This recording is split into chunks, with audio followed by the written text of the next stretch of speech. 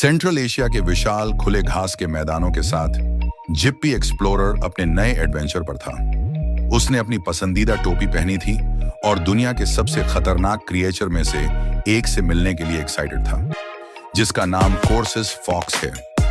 ये फॉक्स अपने पतले कोमल क्यूरियस फेस के साथ दुनिया के कुछ सबसे कठिन एनवायरनमेंट में पनपती है। जिप्पी ने दूरी से एक छोटा सिल्वर शेप देखा। ये एक कोर्सैक फॉक्स थी और न केवल एक बल्कि उनका एक ग्रुप था जो लंबी घास में शान से घूम रहा था। जिप्पी ने देखा कि सभी फॉक्स जमीन को सूंघ रही थीं या शायद अपने शाम के भोजन की तलाश में लगी थी। कोर्सैक फॉक्स का भोजन अलग होता है, जो कभी रोडेंट्स, इंसेक्ट और कभी-कभी छोटे पक्षियों को भी खाते हैं और शिकार भी सहजता से कर लेते हैं। उसने देखा कि एक फॉक्स हवा में एक छोटे से चूहे पर कुशलता से उछलती है और मुंह से दबा लेती है। उसकी तेज सेंस और तुरंत रिफ्लेक्स शिकार को सहज बनाती है। उसने देखा कि फॉक्स घास के नीचे सबसे धीमी आवाजों को खोजने के लिए अपने कान और नाक का उपयोग करती है। उनका स्किन मोटा और नरम था, जो सेंट्रल एशिया की ठंडी सर्दियों के लिए अच्छा था।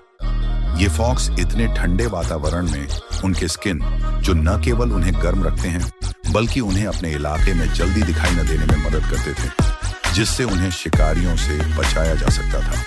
कोर्सैक फॉक्स एक सोशल एनिमल है जो अक्सर एक दूसरे को जीवित रहने में मदद करने के लिए एक छोटे परिवार समूह बनाते थे।